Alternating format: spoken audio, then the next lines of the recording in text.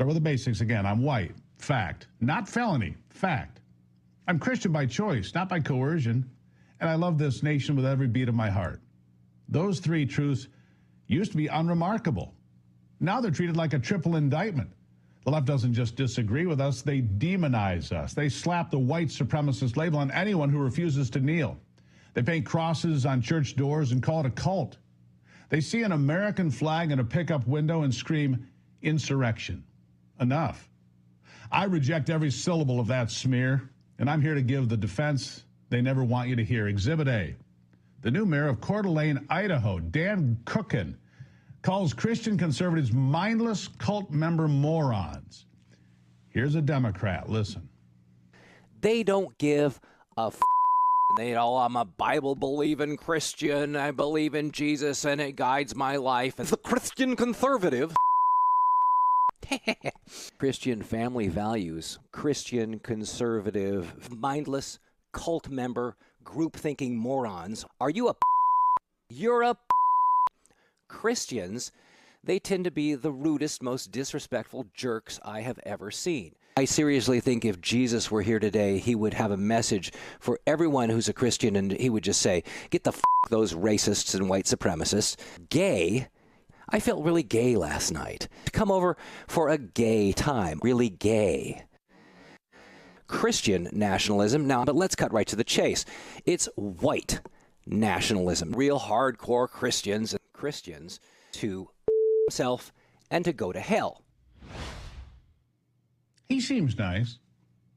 That's an elected Democrat talking about the same people who shovel his streets in the winter, coach the kids' Little League teams, tithe to keep the food pantries open when the Democrats shut them down. Morons? Cult members? No, Mr. Mayor, those are the folks that built your community when the going was tough and the winters were brutal. Mock them at your peril. And it's not just small-town betrayal. The coastal commentariat is just as vicious. Here's a liberal pundit on national TV claiming Charlie Kirk comes from a very dangerous, again, here you go, Christian nationalist ideology. Listen to this. But Charlie Kirk has said some really, really awful things. And this idea, the fact that Ezra Klein and folks like that, even I'm disappointed in Gavin Newsom for all of them just saying, well, he's just engaging in civil discourse. It's just about free speech debate. It's not. That is not just what he was doing, because they are bad faith arguments. Charlie Kirk comes from a very dangerous Christian nationalist ideology that pushes tropes about the role of women submitting to their husbands and having children, and that's what they're for. Dangerous, really. Charlie wanted to protect the American way of life. He advocated for the nuclear family. He said it was the key to success in society. Where is he wrong? He empowered men to be strong again, to protect women and children, and to lead well. He wanted the best for every American out there, and he had the balls to call out the dangers of not doing exactly that. Here's Charlie Kirk. Listen. But the spiritual battle is coming to the West, and the enemies are wokeism or Marxism combining with Islamism to go after what we call the American way of life. And the American way of life is very simple. I want to be able to get married, buy a home, have kids, allow them to ride their bike till the sun goes down, send them to a good school, have a low-crime neighborhood, not to have my kid be taught the lesbian, gay, transgender garbage in their school, while also not having them have to hear the Muslim call to prayer 5 times a day. That's important. We want the American way of life, which is, by the way, Christendom.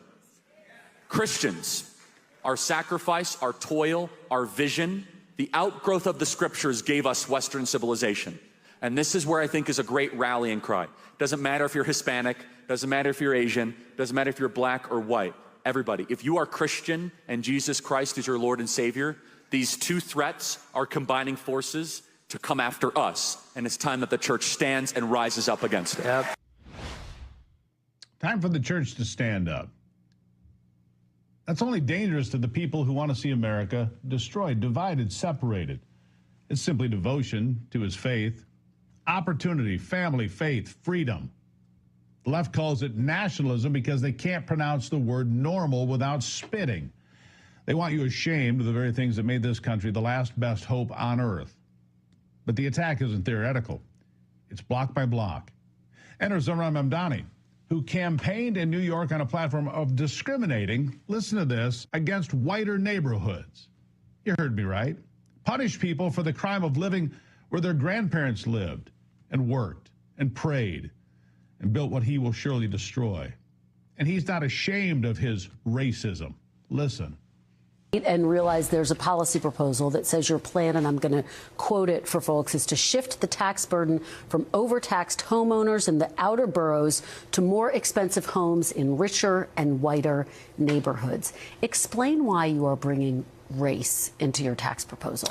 That is just a description of what we see right now. It's not driven by race. It's more of an assessment of what neighborhoods are being undertaxed versus overtaxed. So no plans to change that language on your website? The focus here is to actually ensure a fair property tax system, and that the use of that language is just an assessment of the neighborhood. That's not equity, folks. That's white hate with different branding. If a white politician said blacker neighborhoods need to be anything, the outrage would melt servers.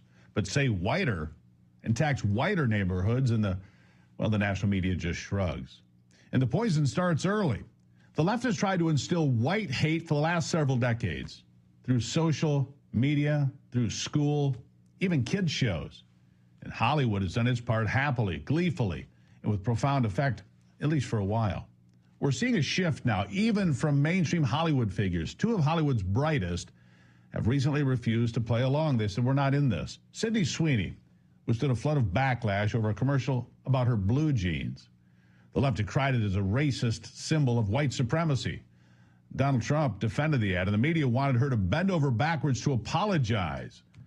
But I think her face in this interview says it all. She's sick of the silly guilt trips. So am I. Here she is. The president tweeted about the jeans ad, or Truth Socialed about the jeans ad, and that just seems to me like a very crazy moment for anyone, and I wondered what that was like. It was surreal. It was surreal. Mm-hmm. There's a chance that somebody will get some idea about what you think about certain issues and feel like, I don't want to see Christy because of that. Like, do you worry about that? No. The criticism of the content, which was basically that maybe specifically in this political climate, like, white people shouldn't joke about genetic superiority. Like, that was kind of like the criticism, broadly speaking. And since you are talking about this, I just wanted to give you an opportunity to talk about that specifically. I think that when I have an issue that I want to speak about, people will hear. When I have something to say, you will be the first to know. She just refused to even engage in the leading and rather loaded, misleading questions. And good for her. She didn't feel the need to pander to people who will never accept her anyways. And I think that's a good example for all of the celebrities out there who have felt that they've had to bend over backwards for an agenda they do not support.